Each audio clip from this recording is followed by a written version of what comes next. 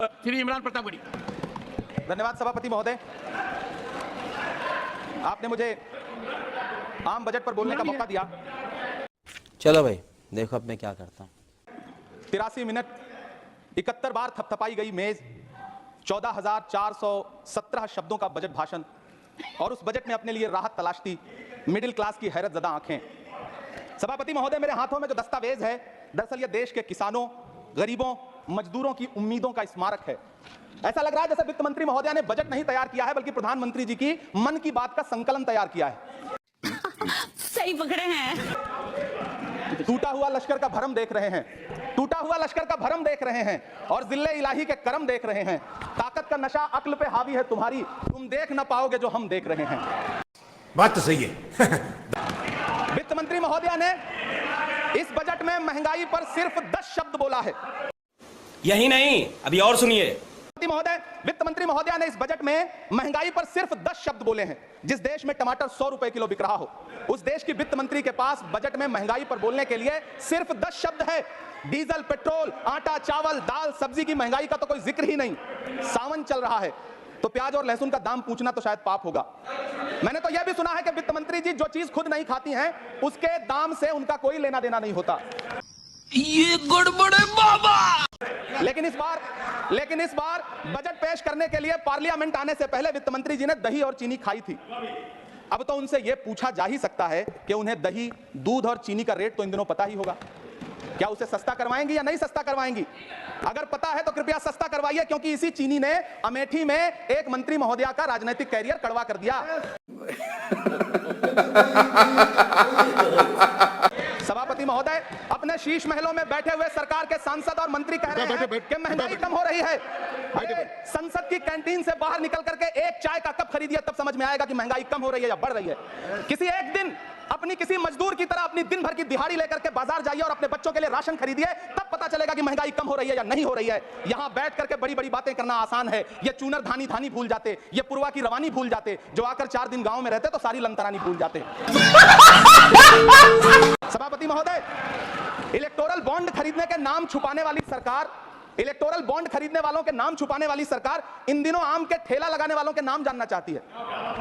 मुझे तो होटलों, ढाबों या आम के ठेलों पर नेम प्लेट लगवाने वालों से पूछना है कि कभी खून की बोतल पर देखा है किसी का नाम लिखा हुआ? क्या बात है सर, क्या बात है सर, क्या बात, ये बात है। मुझे पूछना है कि क्या कोरोना के दौरान अपनी उखड़ती हुई सांसों के लिए ऑक्सीजन तलाशने वाले किसी इंसान ने ऑक्सीजन लाने वाले किसी इंसान से पूछा था कि ऑक्सीजन लाने वाला इंसान है? मुझे पूछना है कि लावारिश लाशों के लिए कोरोना में काम देने वाले, चिताओं के लिए लकड़ियां सजाने वाले किसी इंसान से पूछा गया था उसका नाम, उसका मजहब? लेकिन इन दिनों पूछा जा रहा है सभापति महोदय। और अभी तो रुको, क्लाइमैक्स अभी बाकी है। अफसोस, देश के प्रधानमंत्री जी ने कभी न टूटने वाली चुप्पी ओढ़ ली है। सभापति महोदय, जनता ने 63 सीटें कम क्या कर दी, ये सरकार तो अमृतकाल का नाम लेना ही भूल गई। ये भूल गई है अमृतकाल को, ये भूल गई है मनरेगा को, ये भूल गई है मौलाना आजाद नेशनल फेलोशिप को, ये भूल गई है मणिपुर को, ये भूल गई है महाराष्ट्र को। मुझे गर्व है कि मैं राज्यसभा में महाराष्ट्र का प्रतिनिधित्व करता हूं। महाराष्ट्र जो देश की आर्थिक राजधानी है, जो टोटल कॉर्पोरेट टैक्स का 40%, इनकम टैक्स का 32% और जीएसटी का 20% इस देश को देता है, उस महाराष्ट्र के लिए इस बजट में एक शब्द नहीं है। सभापति महोदय, आखिर महाराष्ट्र से किस बात का बदला लिया जा रहा है? महाराष्ट्र में लोकसभा चुनाव में बाबा साहब अंबेडकर के संविधान को बचाने के लिए वोट क्या कर दिया? प्रधानमंत्री जी तो महाराष्ट्र से बदला लेने पर उतर आए। अब तो शायद उन्हें याद भी ना हो, यवतमाल का वो दाभड़ी गांव जहां 20 मार्च 2014 को वो किसानों के साथ चाय पर चर्चा करने गए थे और उनकी किस्मत बदलने के सपने दिखाए थे। उसी यवतमाल में पिछले 6 महीने में 132 किसानों ने आत्महत्या की है। सभापति महोदय, महाराष्ट्र में हर महीने 209 किसान आत्महत्या कर रहे हैं। राज्य सरकार द्वारा सौंपा गया आंकड़ा बताता है कि 1 जनवरी से 31 मई के बीच 1046 किसानों ने आत्महत्या की है। लेकिन अफसोस, इस बजट में महाराष्ट्र के किसानों के लिए कुछ भी नहीं है। किसानों से चिढ़ी हुई सरकार ने बजट में किसानों के एमएसपी की लीगल गारंटी नहीं दी। लेकिन याद रखिएगा, जो किसान का नहीं वो हिंदुस्तान का नहीं। सभापति महोदय, मुझे वित्त मंत्री जी से पूछना है कि वो जो कुछ साल पहले 100 स्मार्ट सिटी बनाने का ढोल पीटा गया था, सुना है उस ढोल में पानी भर गया है। अभी मजा आएगा ना भिड़ो। इसीलिए आपने उसका नाम बदल करके सिटीज ऑफ ग्रोथ हब्स रख दिया है।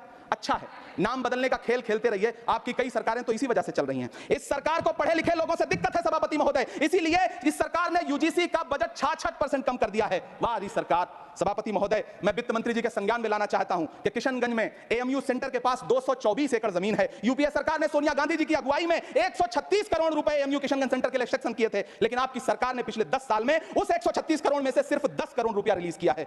1.5 करोड़ की आबादी वाला सीमांचल बेहतर शिक्षा के लिए उस सेंटर की बाट जोड़ रहा है। मेरा आपसे सवाल है कि इस सेंटर का बाकी पैसा आप कब रिलीज करेंगे? मुझे उम्मीद है वित्त मंत्री महोदया जवाब जरूर देंगी। सीमांचल उसी बिहार में आता है जिसकी बैसाखी के सहारे आपकी सरकार चल रही है।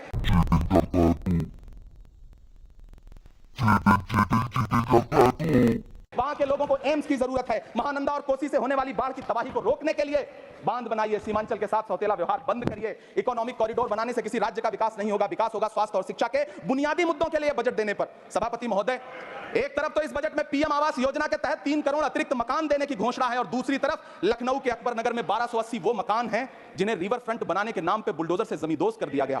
सभापति महोदय, लोग चीखते रहे, बच्चे बिलखते रहे, वसुधैव कुटुंबकम का नारा लगाने वाली सरकार इंसानों के घरौंदे उजाड़ कर जश्न मना रही है। सभापति महोदय, मेरा बहुत भावुकता के साथ देश के प्रधानमंत्री से सवाल है कि इन उजड़ते हुए मकानों और बेघर होते हुए घरों को देख करके आपको नींद कैसे आती है, आप सो कैसे पाते हैं?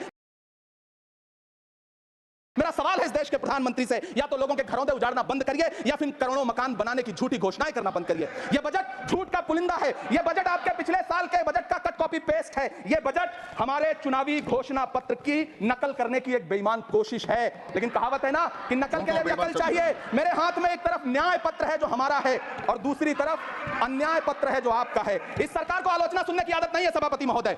जब आप इनसे सवाल पूछिए तो बताइए 70 साल में आपने क्या किया है। मैं इस सदन में कहना चाहता हूं सभापति महोदय कि हमसे 70 साल का हिसाब मांगने वालों, जो सरकार अपना चलाया हुआ 2000 का नोट 7 साल नहीं चला सकी, वो हमसे 70 साल का हिसाब मांगती है।